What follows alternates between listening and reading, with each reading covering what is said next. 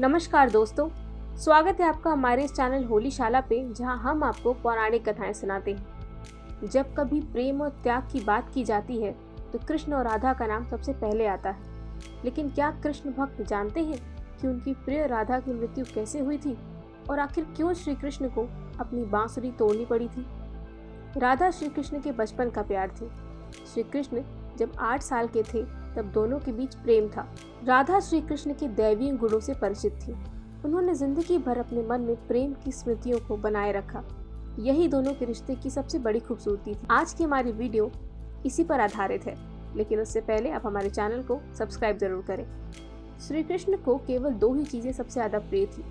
ये दोनों चीजें भी आपस में एक दूसरे से गहराई से जुड़ी हुई थी, एक बांसुरी और दूसरी राधा। कृष्ण की बांसुरी की धुन ही थी जिससे राधा श्री कृष्ण की तरफ खींची चली गई। राधा की वजह से श्री कृष्ण बांसुरी को हमेशा अपने पास ही रखते थे।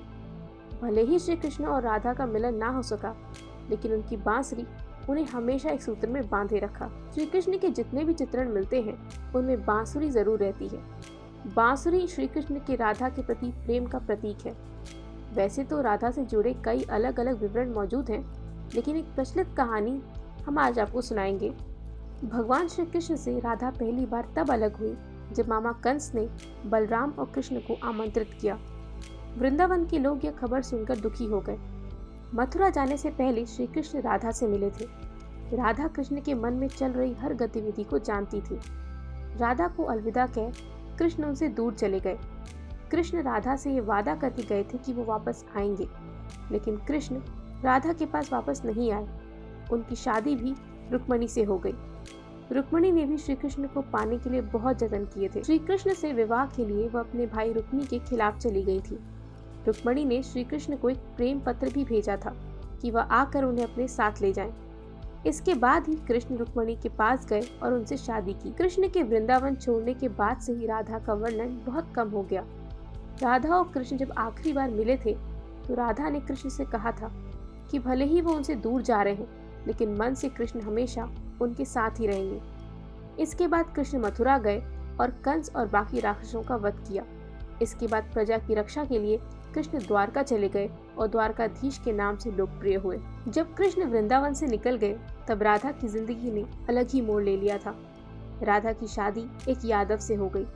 राधा ने अपने दाम्पत्य जीवन की सारी रस्में निभाई और बूढ़ी हुई, लेकिन उनका मन तब भी कृष्ण के लिए समर्पित था। राधा ने पत्नी के तौर पर अपने सारे कर्तव्य पूरे किए।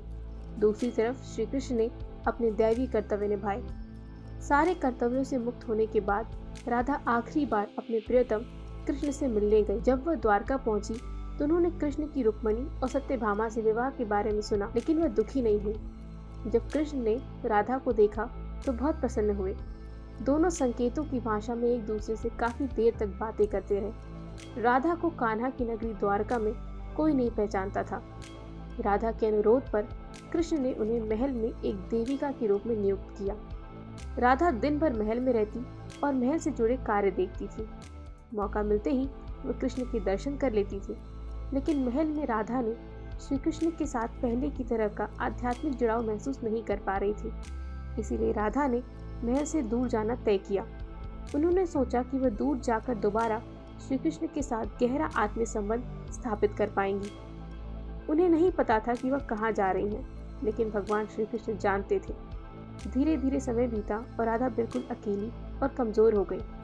उस वक्त उन्हें भगवान श्री कृष्ण की आवश्यकता पड़ी।